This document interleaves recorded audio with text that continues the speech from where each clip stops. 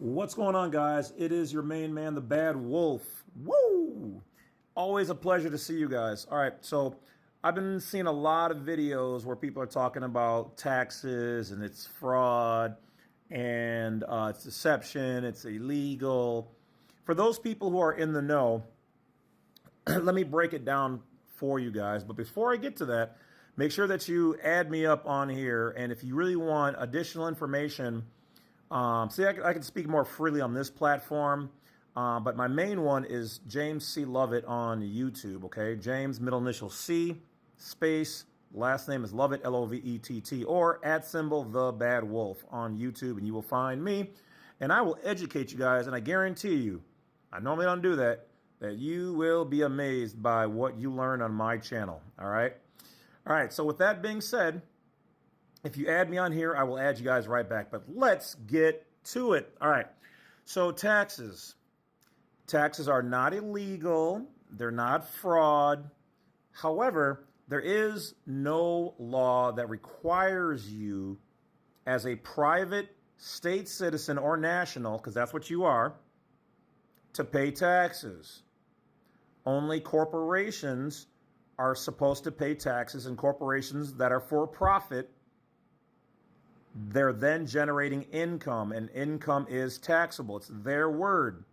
The Supreme Court says in the Constitution that if you are compensated by wages and labor, it's not taxable in the private. Okay? So when people say that it's fraud or deception, it's really not. Okay, Congress gave the Congress gave the District of Columbia the ability to tax within its own jurisdiction. So that 10 square by 10 square, which is actually 5 by 5 now, roughly, that is their jurisdiction. However, when you utilize your all capitalized name, which is a legal person created by the state of, enter your state name here, that is a legal person. Okay? And they attached it to the birth certificate. And you utilized the zip code.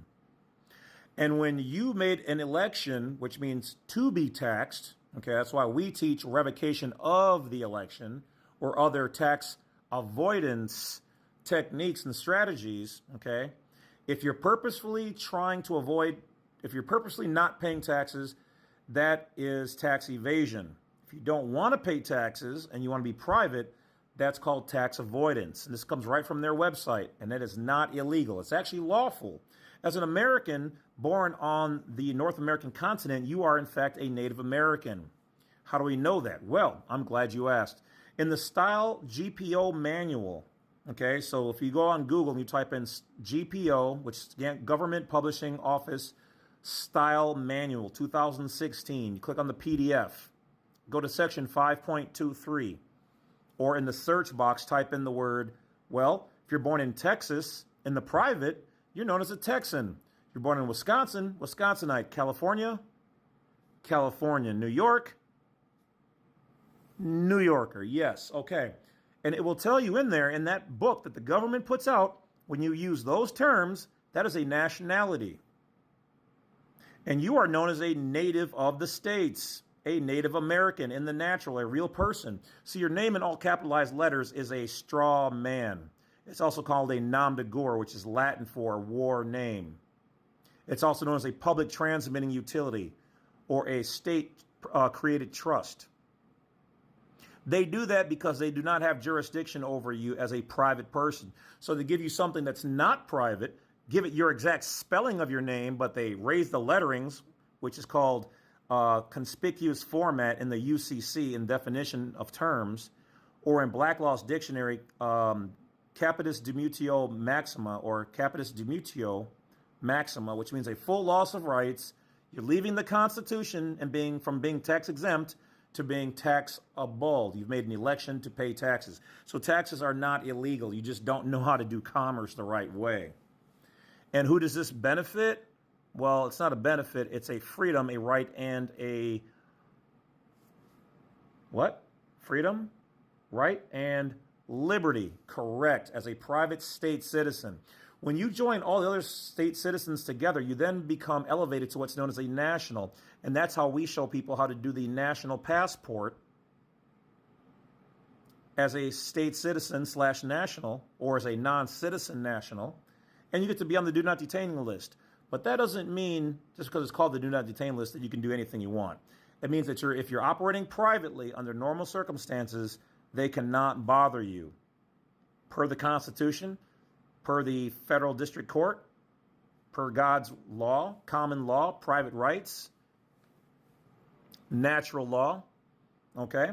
So taxes are legal. Legal means within the corporation.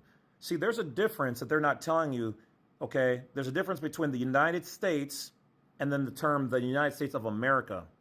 If it's America, you're in the right hands. It's de jure. It's the American flag without the fringes, gold fringes on it. If it's the United States corporation, it's the corporation. And legally, it's actually foreign to the United States of America.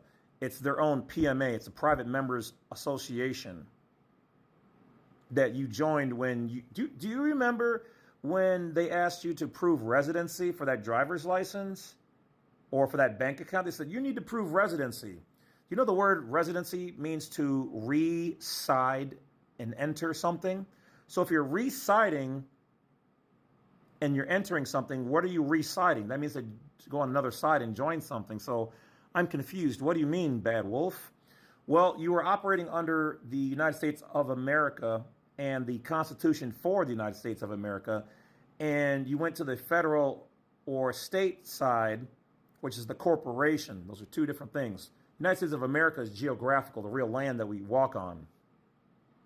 But the paper side of it with zip codes and all capitalized names, well, that's official. That's a corporation.